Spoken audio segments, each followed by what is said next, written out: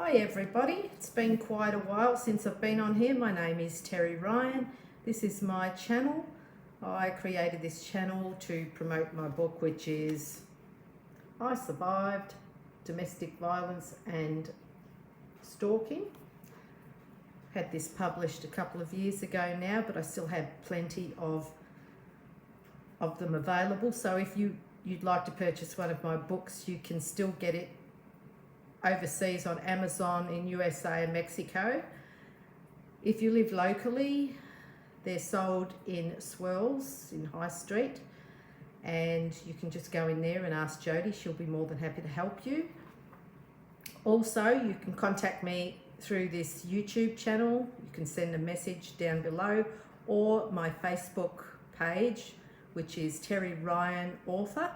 If you go on there and just send me a message, I'm more than happy to help you. I'd like to start today with a reading from my book. This is an excerpt out of my book. You are stronger than you think. You can have the right to live a good and decent life. You are worthy. You are beautiful. There is a beautiful bright sun behind that cloud. You have the power to see it. You don't have to be a victim anymore, because you have the God-given right to walk your own special path. But you must remember what you are being taught and not fall back into familiar or bad patterns. There is nothing new under this sun, so rise up, face your fears, and escape your captivity. I just wanted to start off on that because lately I've noticed there has been a topic arising time and time again on grief. Grief affects all of us, each and every one of us. Everything in this life is born and everything in this life will die. Our spirits won't die, but in physical form, everything dies, comes to an end. And I wanted to talk about grief mainly because the last couple of years going through this COVID-19 situation with the isolation and the desperation it has brought, the death that it's brought, the depression that it's brought, it has somewhat changed people's lives. We know grief from death, but what people don't understand is that grief comes in all different forms. It comes in forms of losing the life that you once had. It may be losing a loved one, it may be losing a pet, it may be losing a friend, but also losing the life as you knew it can cause all forms of grief. So I wanted to cover different points of grief in bullet form. So I wanted to start at number one, which is it can happen to you. And this was one thing when, after I went through domestic violence, I ended up a few years down the track, I'd met somebody else and we were having a happy life and we had a daughter together, and after a 10-year period, he went to work one day and he passed away from a fatal heart attack. And I remember thinking at the time, why has it happened to me? You know, I never thought that this would happen. And this is a general consensus with people, that they think that these things happen to other people and they don't realise that, yes, nobody is an exception. Anybody out there, it can happen to at any time in your life. You may not realise why, but you have to be prepared that things do happen in your life. And number two was, the second thing that I asked after this happened was why. I couldn't understand why this happened. Like my partner, he was only 45 years old and he only lived half of his life. And I kept asking the question, why? Why did this happen? Why was he taken so young? And why did this person come into my life, and I was thinking that it was going to be a happily ever after situation, and I'd already been through a domestic violence where that ended, and now I had to face this as well. And I was asking why me? And then I heard a small voice in the back of my head say, well, why not me? You know, why? I'm certainly not the exception to anybody else. And grief and tragedy and happiness, they're exclusive to all of us. Grief is one thing that we will experience in different phases of our life, right through our life, in many different forms. And so this question was answered, well, why not me? And this was the reason, that it was just a facet of my life I was going through, and I had to go through it. It was just another phase of my life that I had to triumph through. Now, point number 3 was the cycles of grief. Going through cycles of grief, you can go through, and this can be applied to the grief of losing the state of life that you're normal, like this last couple of years, everybody's life has changed dramatically with the COVID-19 restrictions and being prevented from doing this, being prevented from doing that, having restrictions put on you. And we have all forms of grief that we go through because of it. And I noticed in myself, I felt very depressed when I went through the death of my partner. And also I could make a parallel on this with the COVID-19 situation too. Losing my state of life as I knew it was the depression started to come, and then the sadness, and then feeling angry, and this tended to go around in cycles. And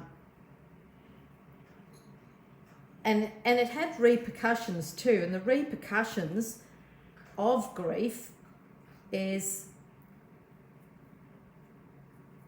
when you're not facing your grief and you're not voicing your grief, which is something that you really need to do. You need to sit in your grief and feel it, because if you don't, if you try to shove it out of the way, and people have a tendency to do this by taking to addictions, by drinking, drugs, going out and having sex, whatever. And people have a tendency to try and cover up their hurt by doing these other things. Could be gambling. There's many forms of trying to cover up your hurt. But with grief, there is no other way but sitting in it and going through it. Because if you hide it, if you try and pretend it didn't happen, it didn't exist, or try to move on without actually feeling it and bringing the pain to the surface, then it can have long-term effects as addictions or as depression or as mental illness. And this is a very important thing to do, to sit in your grief. Think about the hurt. Remember the memories, and bring it to the surface so that you can deal with it. Because, like I say, your subconscious will never forget. Your subconscious holds on to every single aspect of your life. It holds on to every single emotion of your life, and without expressing it and making that breakthrough, it will sit there and it will fester. All right, number 4, with grief, and this applies to mainly if you're losing a partner, like I did. I lost my partner. Is don't make hasty life changes. I found people were asking me after I lost Alan, what are you going to do now? You know, are you going to live in the same place? What are you going to do? And the one thing I found too was You don't have the capability to think clearly when you're sitting in grief. When you're going through the grieving situation, you can't think clearly. You can't make good judgment if you're grieving. So, and a lot of people, when they lose somebody, they'll straight away, they're lonely. They might jump into another relationship very fast. They might decide that it's too painful to live in the same place, the same house, the same town, or the same country even in some instances. So they will just sell up everything and go. And then down the track, they'll regret it. They'll realise, you know, they've lost those memories. They should have done this or they should have done that. And people have signed contracts, and even in the medical industry, they will tell you don't make decisions, life-changing decisions, whilst you're going through grief. Give yourself time, let yourself heal, lick your wounds, you know, get on top of, you know, your loss. And it's important that you do this, because if you make life-changing decisions, you're going to affect the rest of your life in possibly a bad way, and you'll regret it down the track. Another thing with getting into relationships straight away after losing a partner, I found too, well, I got married, I think it was 3 years after my partner passed away, and it just didn't work. I was still in that grieving stage, and it just didn't work. So what I'm suggesting is, you know, give yourself time, give yourself years if you need to. Just get your life back in order. Learn to be on your own too, because a lot of times you get lonely. You might get lonely. You might feel sadness. You might feel like you can't exist on your own, and you need time to heal. And this goes with losing your partner, or even a divorce, separation is the same type of thing. Jumping into another situation could end up like jumping from the frying pan into the fire.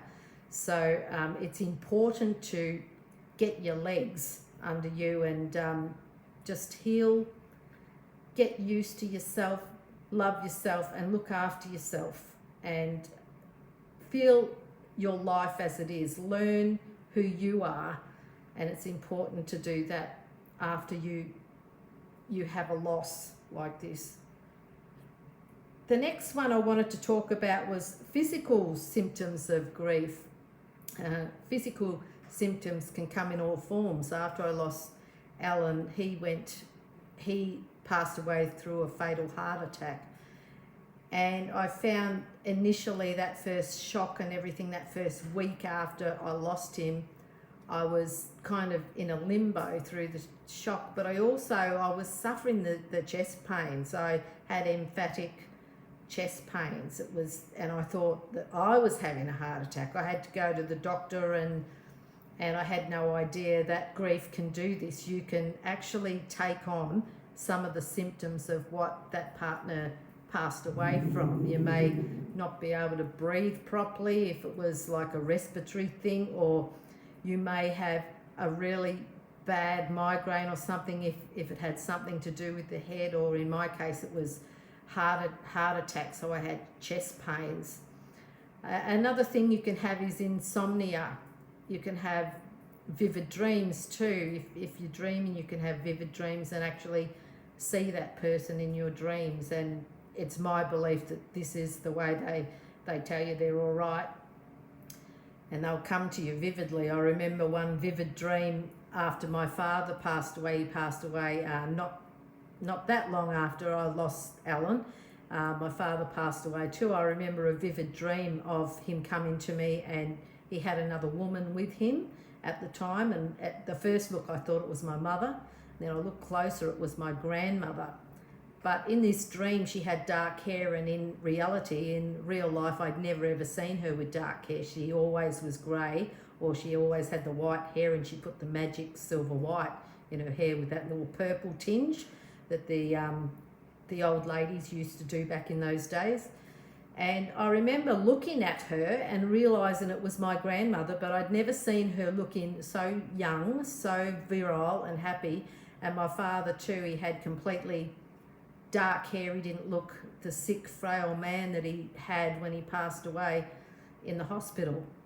And I remember seeing them, and they came up, and my grandmother hugged me and told me that she was well and she was happy. And this is a way that they will come back to you in dreams, and they will speak to you in dreams.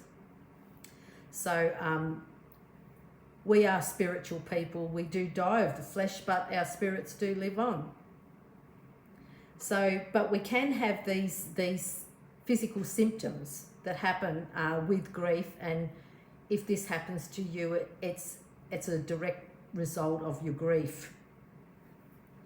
Number 6, we've got, I think I covered that, to feel your hurt and don't hide it, don't push it down. Once again, as I said before, your subconscious holds on to everything.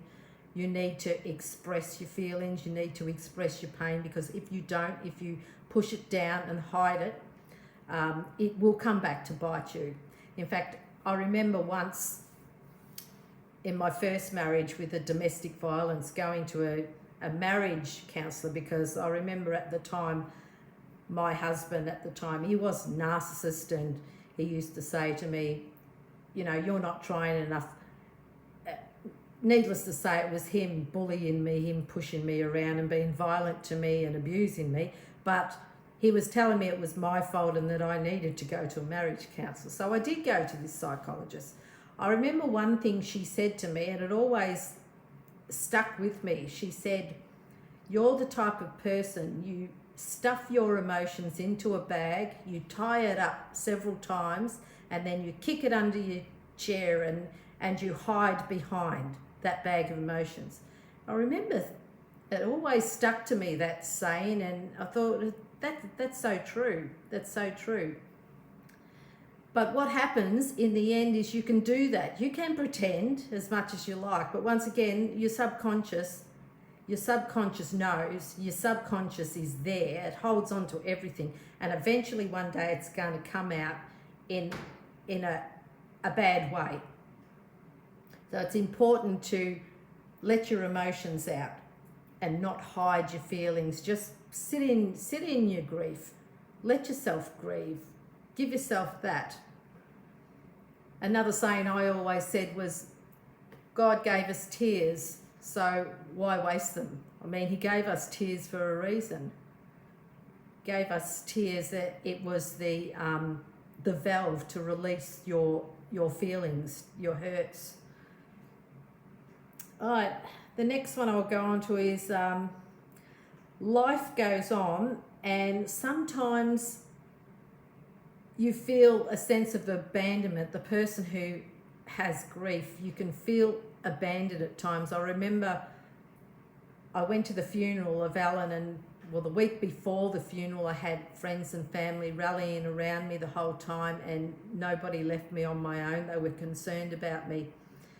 But the night of the funeral, I ended up going back home with my children, and I remember walking through those doors, and the house was quiet. I went to bed, and it was the longest night I'd ever had. I had insomnia. It was quiet and it was long, and I had such a sense of abandonment about me. And after that, it was like everybody's life after the funeral went on. It was like they didn't feel this. Of course they care, but with the grieving person, you feel like I'm abandoned, you know, everybody's forsaken me. And that's how I felt. I felt forsaken, because all of a sudden it was like, get on with your life. Everybody else was getting on with their lives, but myself and my children, we had to get on with our lives too. But we were sitting in this great big pool of grief, not knowing which way to go. And the way that I dealt with it was I worked myself to death. I went to work, and I got as many days as I could, and I worked and worked and worked. It was like head down, bum up, and I'm sure my employer got the best work out of me ever whilst I was in that grief than he ever had before, because I was like an engine without gears. So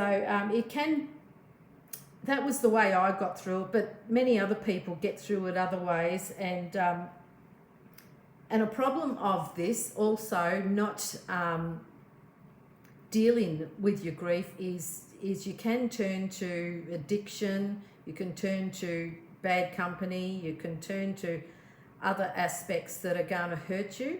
So it is important to sit down and just feel that grief. Another aspect I wanted to go through, and this is mainly as far as when you're in a married situation or a de facto situation, making sure that your documentation is right. Now, it sounds pretty cruel to say this, but it's important when you get into a relationship to have a will. Make sure that you have an update will and it's always there, because as I say, there is nothing new under the sun. You know, you may think that it will never happen to you, but it does happen to you. Indeed, it does. And sometimes it happens at a time where you haven't got things prepared, where your documentation isn't done. It may be your house deeds, or if you have any belongings, you know, that are worth something, you need to have everything documented and make sure that that will is right, because things can go wrong. In my case, it did go wrong, and I had a big fight with my partner's family. They tried to take money. They denied me of his ashes because I was in too much of a mess to sign anything. So therefore, they had control of the funeral, all the funeral arrangements and everything. I hadn't signed my name to it, so therefore the ashes had to be given over to the person who did sign for it, and they turned on me, and it was all to do with money. And in the end, they held a private memorial where I was not allowed to know where that was, and at the time it was just totally devastating to me. And I would hate this to happen, and this was one thing that I learned after that was, whatever I do, get the documentation done. Make sure your will is up to date, make sure everything is documented, cross your T's and dot your I's. The last one I've got is I've got death. People will emphasize with you. People will emphasize with you if you have lost somebody, like a person in your life. But what I wanted to make clear today is that there is all forms of grief. So there is grief of losing your pet, grief of losing your home, grief of losing your husband, grief of losing your lifestyle. There's all forms of grief that you can go through, and quite often people won't emphasize with you and be sympathetic towards you with many of those other issues other than losing a person. And it's important that you realize that, you know, you can have grief in many facets of your life. So therefore, you really need to be more sympathetic to people when they're going through these other things too, because sometimes we judge people with the way they act, and we're not actually realizing their life and what they're going through. So it's always a good thing to listen to people, listen to what they're saying, but also understand that people go through things that they don't share with you too, and things are going on in their life that you're not aware of. And this is why people may act aggressively or may act angrily, or they may be depressed, and it's important to realise that to have more understanding of the way people are in themselves. Anyway, I've been waffling on for a while now, so I will go now, and I hope everybody has a nice day, and maybe I'll make another video soon. Okay, bye.